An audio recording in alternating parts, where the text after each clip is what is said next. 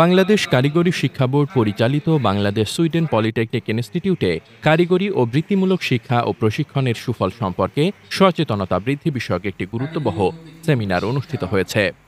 কাপ্তাই প্রতিনিধি রিপন মার্মার প্রতিবেদনে থাকছে বিস্তারিত। ২০ জুন শুক্রবার সকাল ১০টা থেকে দুপুর ১২:৩০ পর্যন্ত বিএসপিআই এর সিভিল ও টেকনোলজি বিভাগে অনুষ্ঠিত এ সেমিনারে সভাপতিত্ব করেন বাংলাদেশ কারিগরি শিক্ষা বোর্ডের পরিচালক প্রকৌশলী আনোয়ারুল কবির।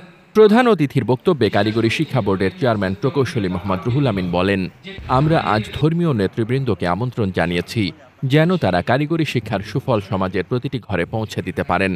উন্নয়নশীল বিশ্বে যেমন চীন কারিগরি শিক্ষার মাধ্যমে এগিয়ে গেছে, তেমনি আমরাও সকলে মিলে কাজ করে এই শিক্ষাকে বিশ্বমানে পৌঁছাতে পারি।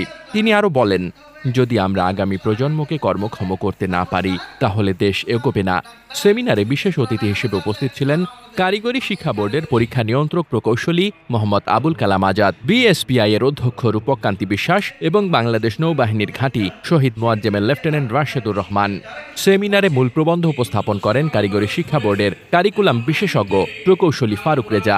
সমন্বয়কারীর দায়িত্ব পালন করেন মোহাম্মদ আনোয়ার হোসেন, যিনি বোর্ডের আরেকজন কারিকুলাম বিশেষজ্ঞ। সেমিনারে অংশ নেন বিভিন্ন কলেজ ও মাদ্রাসার অধ্যক্ষ, সুপার শিক্ষক, ইমাম, সরকারি বেসরকারি পলিটেকনিক ইনস্টিটিউটের শিক্ষক, বন বিভাগের কর্মকর্তা ও স্থানীয় গণ্যমান্য ব্যক্তিবর্গ। এই আয়োজনের মধ্য দিয়ে কাপ্তাই অঞ্চলে কারিগরি শিক্ষার সুফল ও প্রয়োজনীয়তার বিষয়ে ব্যাপক সচেতনতা সৃষ্টি হল বলে জানান আয়োজকরা। মোহাম্মদ শামীম রেজা, দৈনিক খোলা চোখ। আপনার স্বপ্নের যাত্রা হোক ফ্লাই ইনফিনিটির সাথে।